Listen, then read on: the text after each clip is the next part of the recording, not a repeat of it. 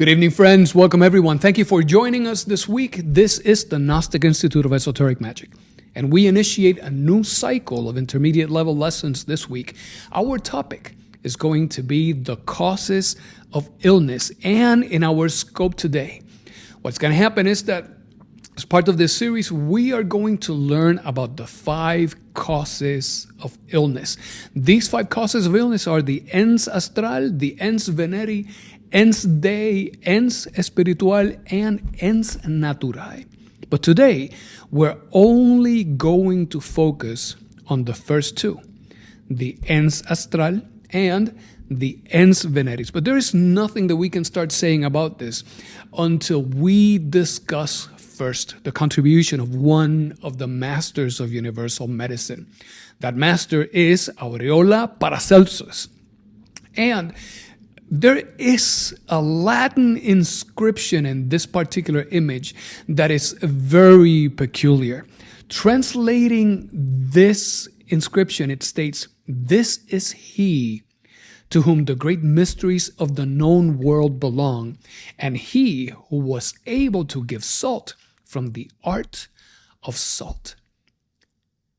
We don't know who is the author of this particular statement. We don't know exactly where we can find this image, from which book it comes from. However, we truly understand what this means. This is saying that Paracelsus is the one who knew the great mysteries of the world and the one who from the art of salt could give back true salt, could generate true salt. And this salt is one of the 3 elements that Paracelsus refers to as the tria prima. This tria prima, prime meaning primordial, primary, most important, and tria meaning 3, is something that Paracelsus uses to indicate the 3 fundamental elements that must exist throughout all of creation. Not any different when he speaks about diseases. Every disease has its origin in one of 3 substances: the salt, the sulfur, and the mercury. Maybe you have heard this before. Maybe you understand what these are. When he speaks about salt, sulfur, and mercury, he is referring to the physical world of matter. This is what he's speaking about when he says salt.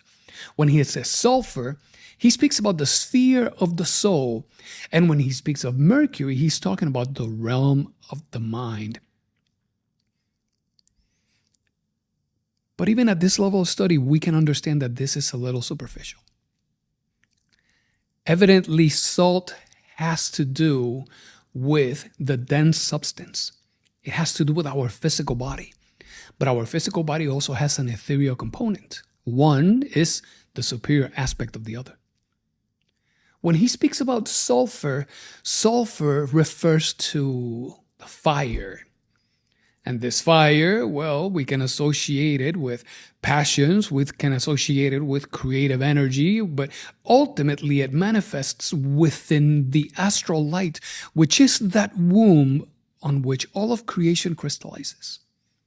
And speaking of Mercury, well, Mercury, even though he refers to it as the realm of the mind, we know that it also has to do with that substance that enables creation within us. Salt, sulfur, and mercury are the tria prima. But we have spoken here about the astral light, and likely that immediately brought into your mind the idea or the evocation of astral unfoldment, astral travel, that aspect of creation that is the 5th dimension. But when we speak of the realm of the mind, we're speaking about a higher end of that 5th dimension as well. So let me show you where exactly that is when we take a brief look at the Tree of Life. This is a beautiful rendition, and you can see that this Tree of Life is actually upside down. We have at the very top of the Tree of Life the roots, and we see the branches and the growth of the tree at the very bottom. However, it is indicating the right flow of the ray of creation. This is a very peculiar representation of this tree. So let's look a little closer to see what the author, the artist, is showing us here. At the very roots, we see the first sphere of the tree of life, and this is the sphere of Keter. Keter means the crown. And notice that it says Echeye. Echeye in Hebrew means I am. That is the I am that spoke to Moses directly from the burning bush. And it says Pater. Pater means the father. So here, Keter is the crown that stands as the root of the tree of the Sephira. Keter, as Hermes Trismegistus stated, that circle whose circumference is everywhere and whose center is nowhere to be found. But as we descend from this tree of life following the ray of creation, we see that it goes from Keter into Chokmah and Binah. Chokmah is that realm of the Christ, of the cosmic Christ in the tree of life, and Binah is the realm of the Holy Spirit. So these three spheres together are the logoic triangle, the triangle that contains the three primary forces of creation. And from that divine, glorious three, there is a first emanation. That first crystallization is the innermost, our being, your being. And that is Chesed. From Chesed, we go into the spiritual soul of the innermost, and from the spiritual soul of the innermost, we go into the human soul of the innermost. Chesed, Cheburah, and Chedulah. Chesed, Cheburah, and Tiferet. So we see here in this second triangle that realm of the logos that is known as the realm or the triangle of the ethics. And it continues descending into Netzach, which is the realm of the mind, Chod, that is the astral plane, and from there it goes into the ethereal and the physical plane. And from there, as we see that name of God in that man as a manifestation in the realm of substance as Adonai, we see then the hierarchies of angels that are ruling in each one of the different spheres. So let's take a look back and let's focus on what Paracelsus says, that is the salt. Salt is the realm of substance. That realm of substance is not just this dense substance that makes up your body and my body and everything that we see here in the tangible universe. There is also a superior aspect of that, which is the ethereal plane. A dense and a subtle aspect of the same thing. So that is the salt. But he also says the sulfur. The sulfur refers here to the sphere of the soul.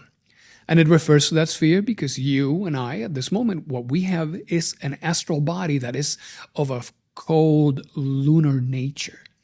It is through the work, as Samael speaks, of those works, of those mountains of initiation, in which we can see the crystallization of a solar soul. That solar soul, that is that soul that we are invited to crystallize. So here we see in the astral plane, it's the door into the fifth dimension of nature. As we look at the realm of substance, of this dense substance as this dense matter, we can see that in the ethereal plane we find our vitality, and in the astral plane we find our emotion, passion, fire. Well, based on the aggregates that we have, this is what we experience in this particular realm. But Paracelsus also speaks of Mercury. And as he speaks of Mercury, he is referring to the realm of the mind, the mental plane. This stands at that quote-unquote upper end of the fifth dimension of nature. And all of these spheres are indeed connected. Everything descends from the realm of the Father. If we could actually show you for a second, you can see how at the very top, where we have the realm of the archetypes, where we have the Father, the Son, and the Holy Spirit, we see that ray of creation emerges from the bosom of the Father. But as it leaves the realm of the Holy Spirit, it enters into the realm of the innermost, into that triangle of ethics, that realm of ethics in which we have our innermost with its two souls, the spiritual and the human soul. And as the ray of creation continues to descend, as it emerges from the human soul of the innermost, from that realm of beauty, which is the causal plane, it crystallizes first in the realm of the mind, in the mental plane, following into the astral plane, so from thought to emotion to vitality to a crystallization, a manifestation within the dense substance. We show you this because the flow of the ray of creation is immutable. It does not change. And when there is an effect on a higher sphere, that effect does not wait, and it descends into the lower spheres, having the necessary effects that it will eventually crystallize. So if something is happening at the realm of the mind, it is evident that that thought is going to crystallize as an emotion. That emotion is going to demand vitality and energy from the body, and eventually it's going to show itself somehow in one way or another in the physical body. And this is why we're speaking about this flow of these forces when we have to speak about the causes of illness. Because if we are going to speak about health, health is the result of harmony. Health is the manifestation of an equanimity that exists between the physical body and its vital counterpart, the soul, what exists of us within that astral plane, and the mind. When the body, the soul, and the mind exist in harmony, that is an indication that there is health. But it is not just that. That there must be harmony between our being, our innermost, and our real being, the Father of our Father. If our being is Atman, Buddhi, and Manas, that exists right there in that triangle of ethics, then our real being as the Father of our Father is that triad of Divine Trinity, the Father, the Son, and the Holy Spirit. And in fact, our innermost is in harmony with the Glorian. Our innermost follows the will of our real being. It follows the law. But we have incarnated a small fraction of the human soul of our innermost. That is the consciousness. That is the essence. The psychic material that you and I have been given to work it so that we can effectively crystallize a solar soul, a radiant soul. For there to be health, there must be harmony between our consciousness and the innermost itself. So what we're showing you here with this arrow pointing in the downward direction is how the harmony must exist based on what we have learned as we looked at this previous image on the Tree of Life. There has to be harmony between the consciousness and the innermost, but the consciousness has been fractionated. It has been broken apart. And there are elements of our consciousness in each and every psychological aggregate that we carry. When that happens, that consciousness, trapped within the many different phases of the ego, loses harmony with the innermost. The moment that harmony is lost, our thought processes become the thought processes of desire, of fears, of insecurities, of ambiguities, of doubts, of so many other things. And that is not harmony with the innermost. The moment those thoughts invade, the emotion becomes inferior. It is not a harmonious emotion.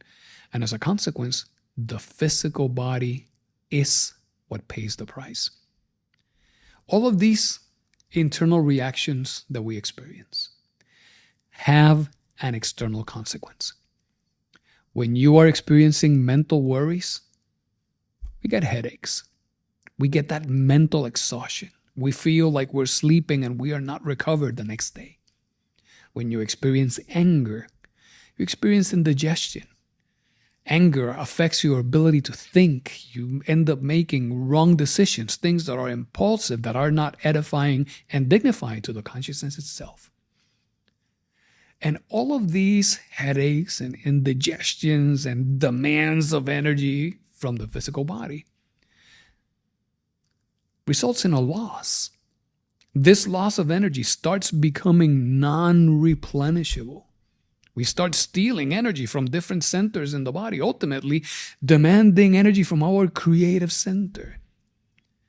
And when we start abusing and creating these imbalances, we start creating a ground that is fertile for future illnesses. So if anything, we must govern our emotions with thought. And we must govern our thought with the force, the power of will. And that will must be coming from the consciousness so that it is aligned to the will of our Father, who is in secret, our being, who's in turn has a will that is aligned with the one law. This is the one path to achieve that perfect harmony with our individual and particular glorion. That glorion is our real being. Understanding this, then let's go into these 5 causes of illnesses. Today, we will start with the Ens Astrale. The Ens Astrale is the entity of the astral light. And I want you to imagine the astral light as it is to us, as the womb and the sac of amniotic fluid is to the fetus, to that child that is in gestation. This is the astral light. For us, in our current condition, it is something that is unseen, but nevertheless, it is a universal agent. This astral light is the container of all that is, that was, and that will be. This astral light reminds us of the four children of the Lord and Lady of duality among the Aztecs, Ometecutli and Omecihuatl. These 2 beings, the Lord and Lady of duality, they had 4 children. They were called the 4 Texcatlipoca. And there is one of them that is known as Texcatlipoca, which is the black one. Texcatlipoca is the smoke and mirrors in which creation crystallizes. This is the astral light. It is that unseen substance that holds everything and enables life, the foundation of all life. When you see the Kabbalists speaking in terms of the astral light, when you read an alchemical text and you see anything expressed in terms of magnesia, this is exactly what they are referring to. This foundation of all life that holds everything that exists. And by virtue of that principle of polarity that tells us that all things have an extreme, whether we're speaking of things that bring life or things that bring death, they are all of the same nature, they're just of a different degree. All of those things also exist within the entity of the astral light. And so, if we speak of the causes of illnesses, then I want you to know that epidemics exist because they can find a foundation to manifest within the astral light itself. Because it so happens that before any one of our physical atoms in our physicality can get sick, our internal atoms must first become sick. For the atoms of the physical body to be sick, the atoms in the ethereal body must experience the sickness first. For those to experience it, the atoms that exist within the astral plane of that lunar astral body that we carry, those must experience the sickness first. And for those to feel them, whatever exists of us within that mental plane, in that realm of thoughts and thought forms, those mental atoms will be experiencing the illness first, because everything descends following the path of the ray of creation. Every illness, every epidemic that we see here as human creatures walking and carrying our consciousness in this dense realm of substance has astral larvae that will produce some disease when those larvae coagulate within the human organism. Now, I don't want you to think of larvae immediately as if it were a maggot, as if it were some kind of worm. Even though it is appropriate to see it like that, let's open ourselves a little bit to that which is new. Because in its origin, this word larvae really means, quote unquote, evil spirit. These evil spirits are these inferior mental creations that you and I manifest every time that we are going down the path of not aligning our will with the will of our Father. A will that generates inferior forms of thought. Those thought forms that are rooted and moved by some kind of desire or fear or anything inferior will generate and crystallize inferior emotions in the astral plane. And all of those thought forms will come to exist within that mental plane. And what will give them life is the desire, the inferior force that moved us at the moment that thing manifested. Every illness and every epidemic has these astral forms, these quote-unquote evil spirits, inferior creations generated by the creative power of our own consciousness. But there is something that we can do. Astral hygiene is a thing. Astral hygiene leads us into healing. And when it comes to astral hygiene, what is it that we can see happening within those higher realms of creation so that we can help intercept what these larvae are, these inferior formations, these quote-unquote evil spirits? How is it that we can work to get rid of these things so that we don't see any further effects descending into our vitality and our physicality?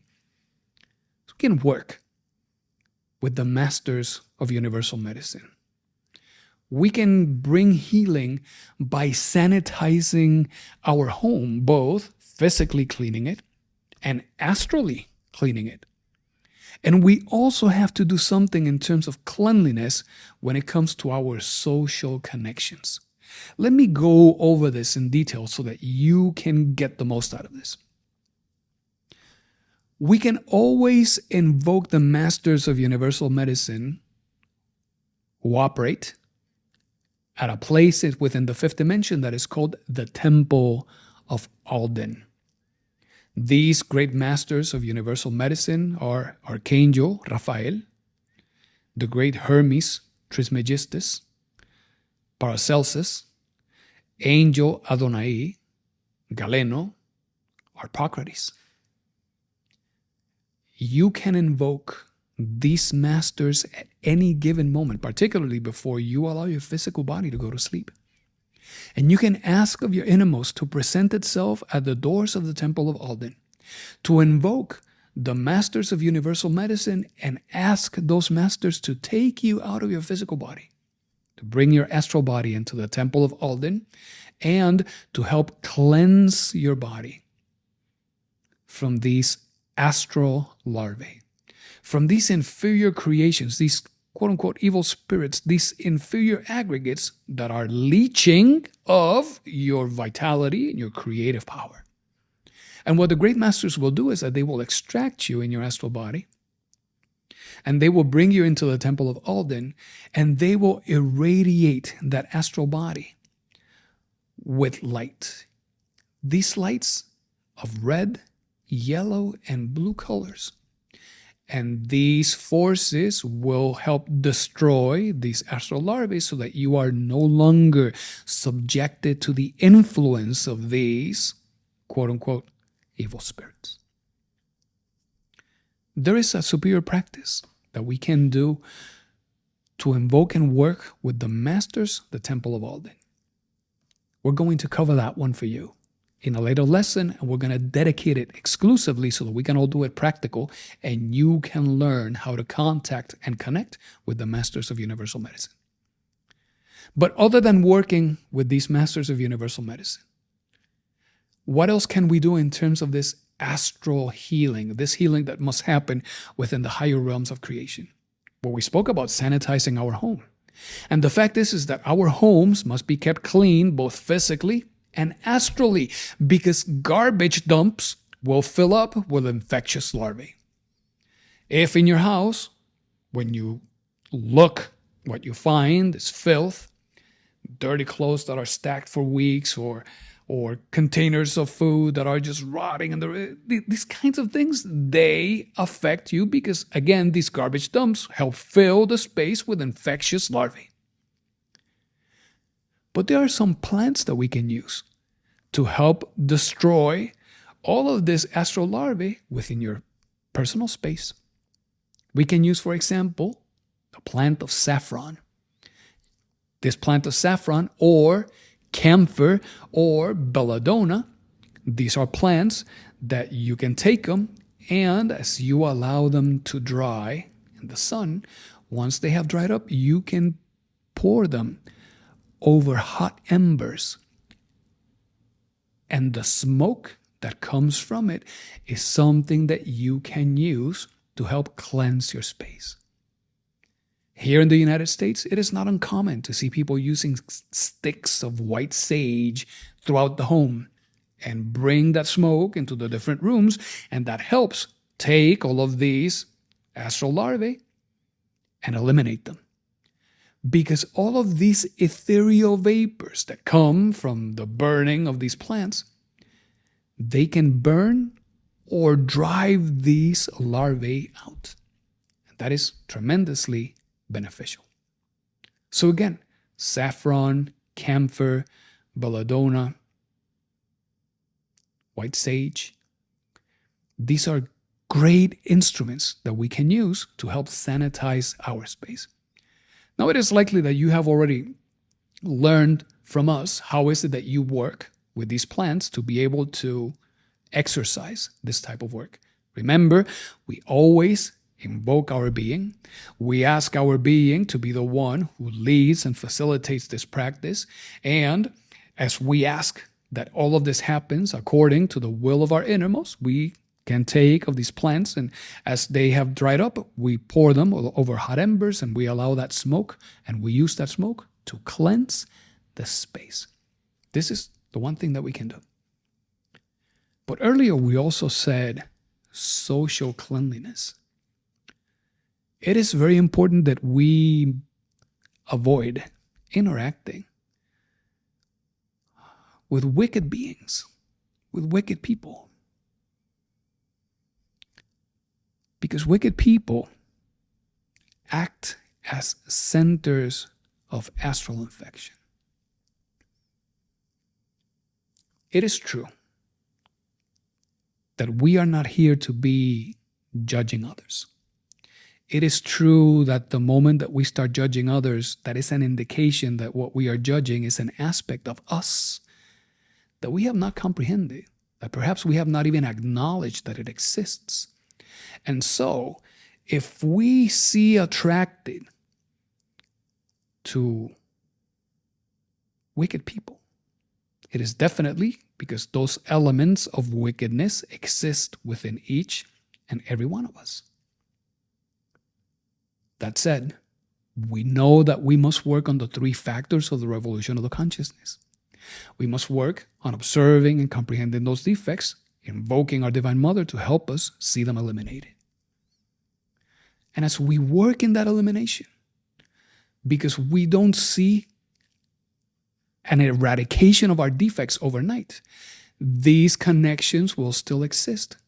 So as we get together with people who are always wishing for the ill fate of others, as we connect with people who are always voicing their envies and their disdain, as we connect with people that like to be overly sarcastic and judging and criticizing and bringing sourness into, well, we have to start avoiding those interactions. And every time that we see that, recognize that that is something that exists within us. Seek to comprehend it and ask for that superior help that exists with us right here and now to see it eliminated. And we must, because all of this wickedness becomes a point of gravitation where astral infection flourishes. All of these inferior thoughts generate inferior negative emotions. And negative emotions are all very contagious. The more distance we can create from all of those negative emotions, the easier it would be for us to comprehend our own defects and work on their elimination.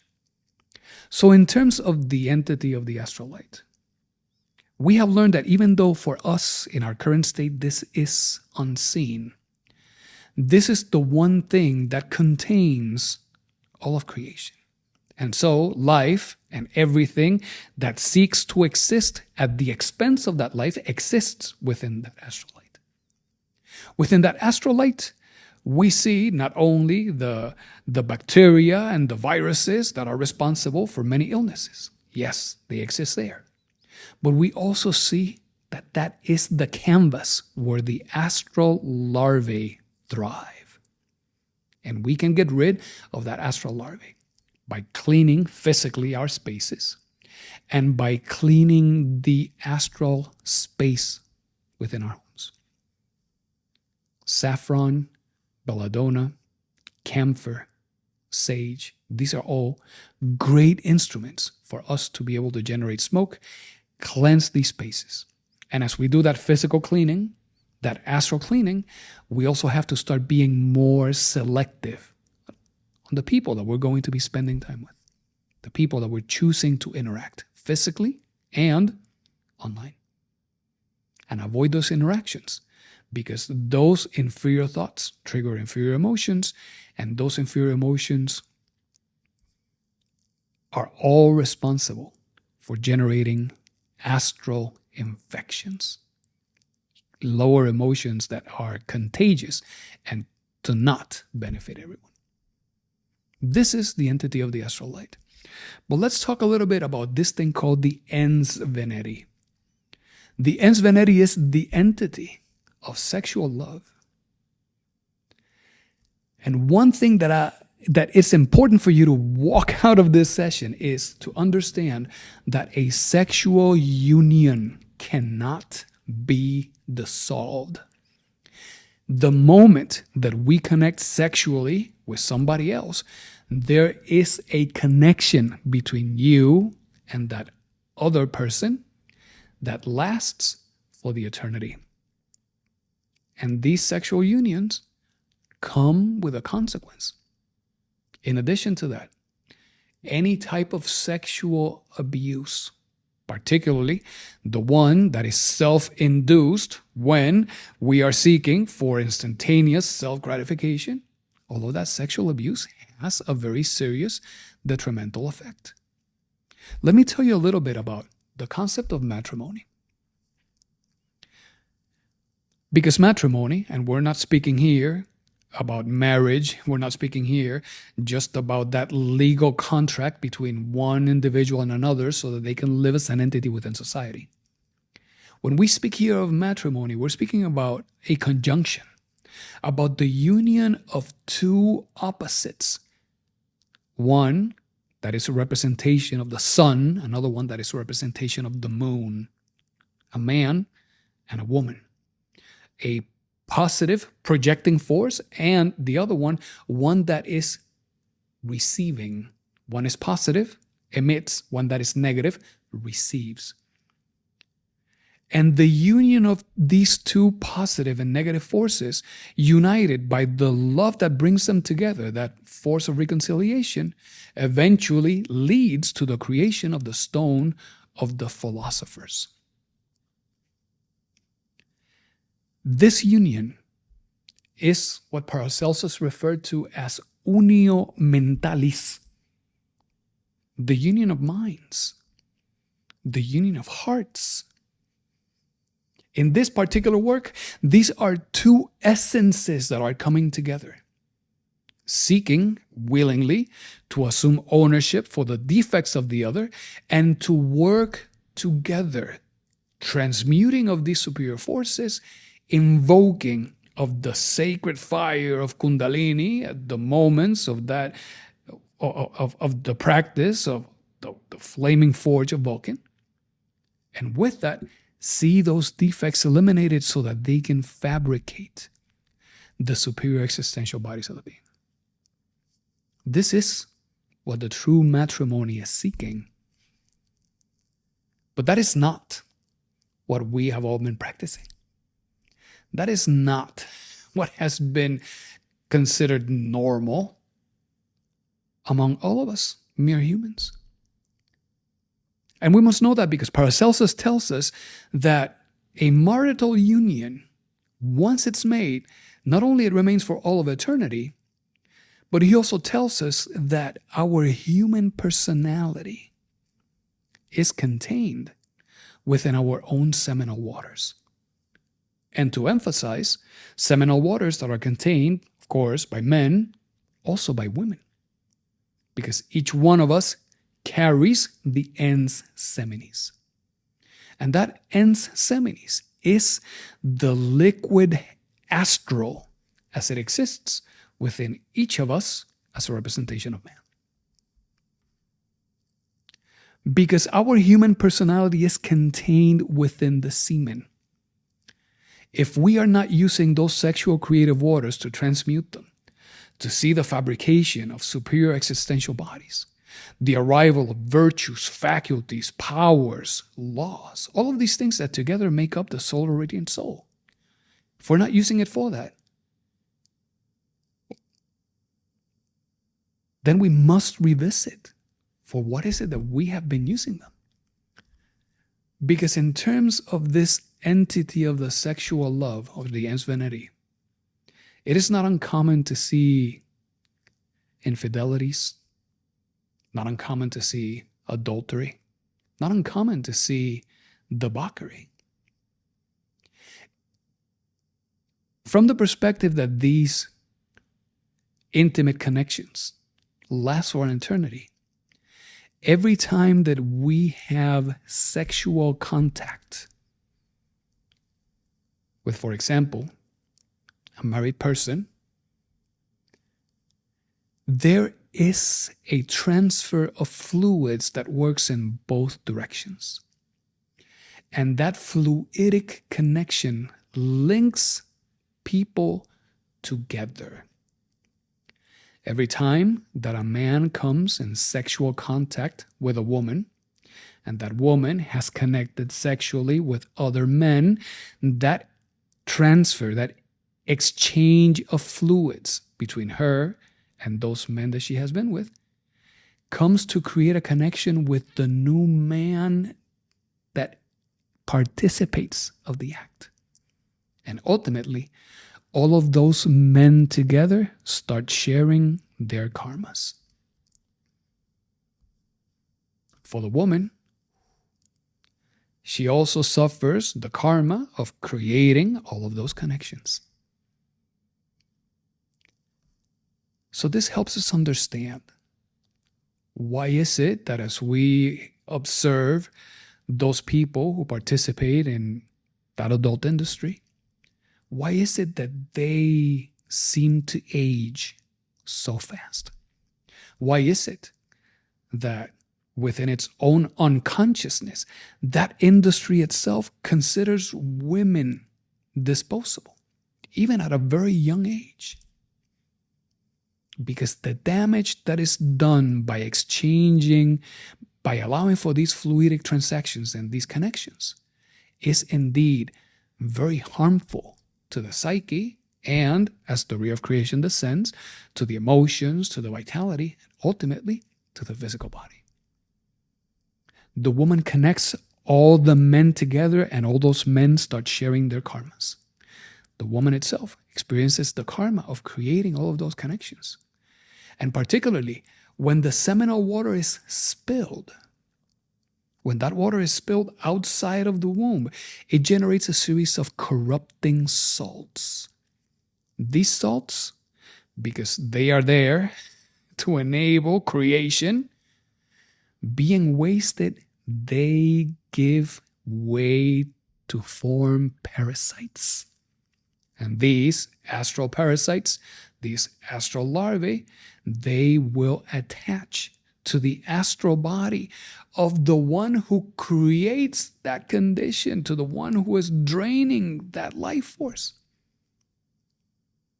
And because those astral larvae will attach to the one who gave them birth, well, they will be constantly demanding the repetition of the same act so that they can strengthen themselves, so that they can stay alive.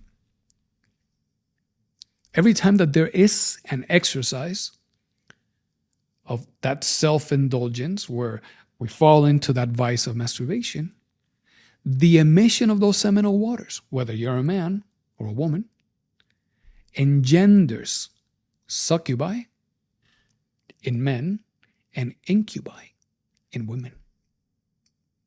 And these parasites connect astrally with the one who gives them life and leads them into nocturnal pollutions and erotic dreams that continue inviting the emission of those creative waters.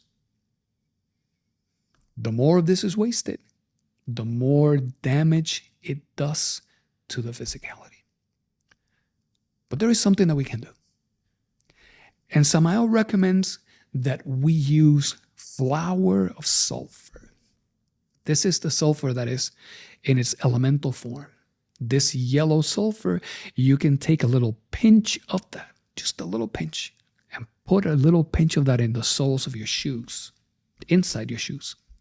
And as you're wearing that during the day, those ethereal vapors of the sulfur, they will take all of these parasites and destroy them. Word of advice: don't add too much sulfur to your shoes. If you feel like you're suddenly smelling like sulfury, like you're tasting it, you're definitely overdoing it. That moment you stop. This is just a little pinch. It is not much what is needed, but just a pinch of sulfur is enough to start benefiting from the ethereal vapors of that sulfur and seeing the destruction of all of these astral parasites. Sulfur is another thing that can be used to cleanse a space. But we say this with a warning. Because burning sulfur, pouring this powder of sulfur over hot embers, well, that combustion generates sulfur oxides that are very toxic. If you're going to use sulfur to cleanse your space and guaranteed that it will destroy any astral larvae that exist in the space, you must do it, and there should be good ventilation and the windows should be opened. You should not do this in a closed room because you would put yourself at risk. And because we're bound by the law of accidents, there's no telling. So if you choose to add sulfur to the hot embers to cleanse your space, make sure that the fans are turned on, that the windows are open, and that you have good ventilation in the space itself. Okay, so we have been talking about this entity of the astral light, this entity of the sexual love. And we have spoken about things that we can do here while we're here. But we cannot just think that these things will go away the moment that our body takes its last breath, because we know that there is something that continues. We know that the body and the personality, they all stay at the grave. We know that eventually the personality will disintegrate. We know that the physical body will eventually decay, and with it, the ethereal body will also disintegrate. But our collective of psychological aggregates with the consciousness trapped within them will continue. The law of return will bring it back into a new womb. And the law of recurrence will make sure that as it lives its new life, that things that passed in past lives will once again happen with the consequences, both the good ones and the bad ones. So there is an effect in that future child. There is an effect in the future you as you come back into a new womb to continue your cycle of 108 lives in those 3,000 cycles of 108 lives that each one of us is given. The effect that is experienced by that future creature is stamped in something that is called the electropsychic design. That electropsychic design comes to determine much, if not all, of your circumstances in the next life. And what will happen with that electropsychic design is that at the moment that that lunar soul leaves the physical body with all of its values of consciousness, both the good ones and the bad ones, as it gets into a new body, all the positive values are going to manifest as health and happiness. And all the negative values will manifest as some kind of problem. In this case, illnesses. We have to remember that every human defect is detrimental to the organism. Every psychological aggregate that we have is a limiter for the limitation, for the liberation of our consciousness. And there are very specific defects that will crystallize as very distinct illnesses. Let me give you an example.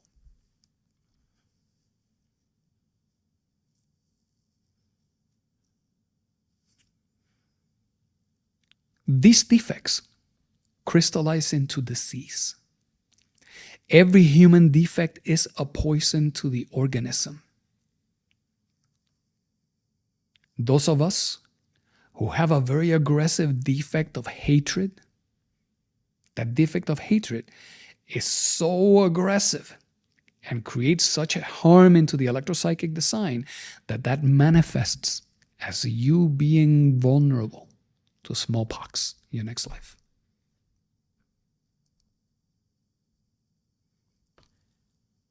The psychological aggregates of lust that are all related to fornication, of expelling those seminal waters, again, whether you're a man or a woman, it makes no difference.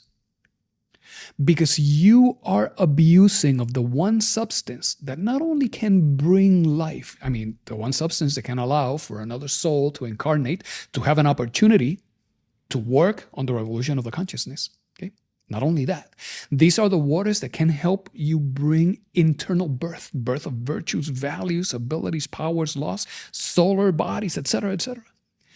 If you are wasting that substance, well, because you have not taken good control of those forces of creation, in the next life, what we see is an abnormal manifestation of creations within your own constitution, because we live in this cellular world. Our cells are the ones who experience that. And so, fornication, constantly expelling of those creative waters, wasting that creative energy, results is cancer. We're constantly lying, distorting the truth, using our creative word in ways that are not aesthetically pleasing, beautiful, creative, dignifying, edifying, like someone else says. Because lies result in monsters. Well, Lying disfigures the human form, and it produces monstrous children. If you're extremely selfish, that selfishness where you want everything for yourself, that selfishness imprints the electropsychic design in such a way that you end up suffering leprosy in that life. You can see what leprosy does. If you're very cruel, that cruelty deprives you then of being able to see and perceive the light. Your cruelty forces and induces such a fear, such an apprehension in others that they close themselves in such a way that they many times don't see the light. So the light is deprived of you. It's deprived from you. And if you're cruel in this life, in the next life, blindness from birth.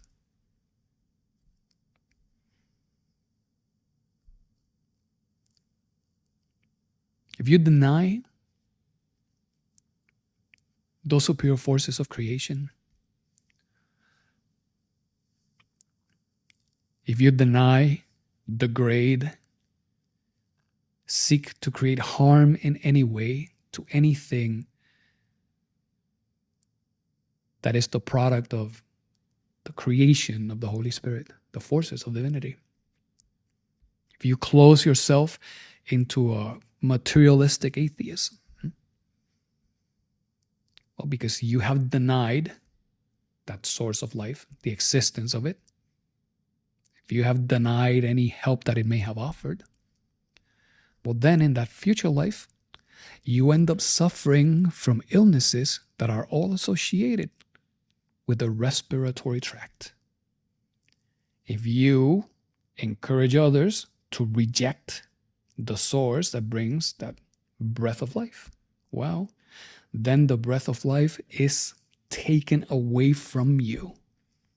And so, all those illnesses of the respiratory tract, tuberculosis, etc., are the result of the effect of that atheism.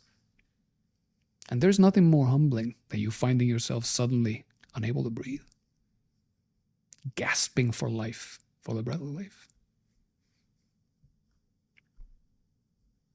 This is what happens with these defects.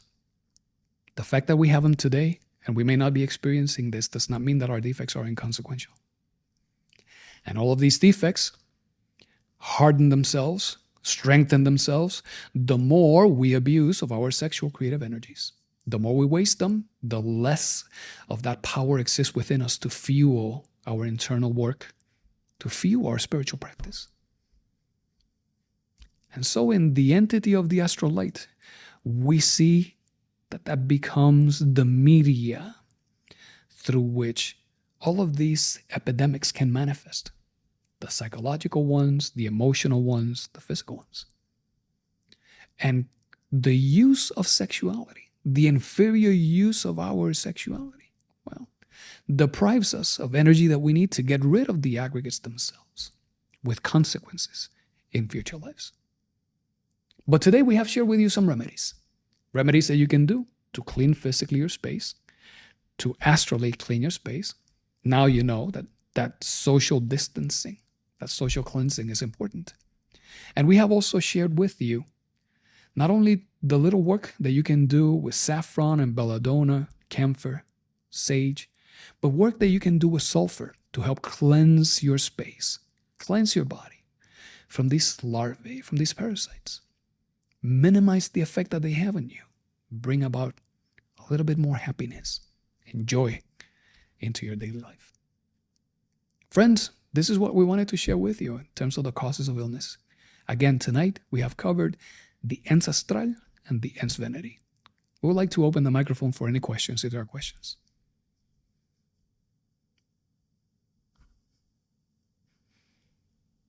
Hey, Rick, I have a question. Yes, go ahead.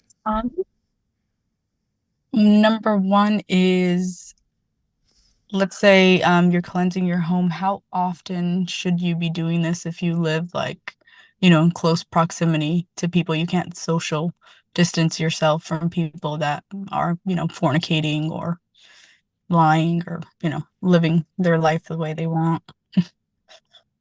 That is a very good question. I guess that we can take advantage of those teachings of Immanuel Kant that says that the exterior is a reflection of the interior, and apply a little bit of analogies to see how often that would be. We know that we benefit from bathing our body on a daily basis. Some things may require daily cleaning. We know that we can go about maybe a week in which we can come back and sweep the floors and mop them and clean the house like that. So some other things in a weekly basis. So knowing this, just use your best judgment.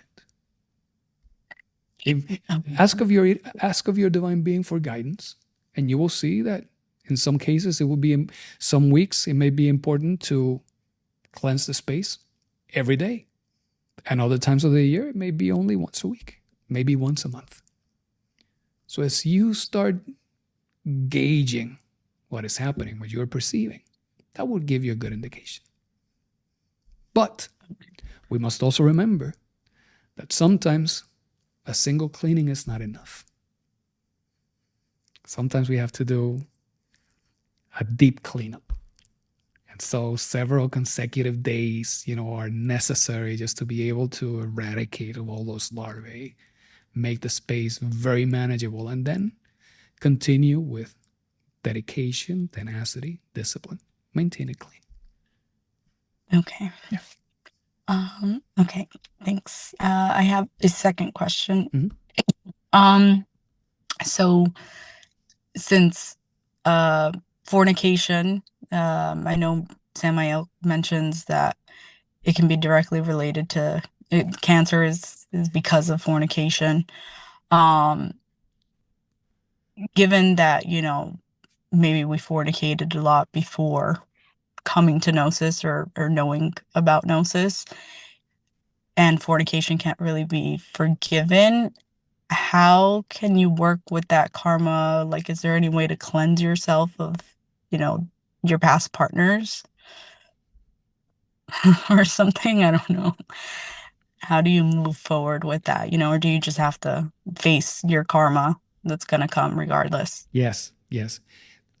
Cleansing ourselves from past partners is a complex thing to address, because it is true that there would be some shared parasites, and we have already shared some things that you can do to get rid of those parasites. So we have already covered that.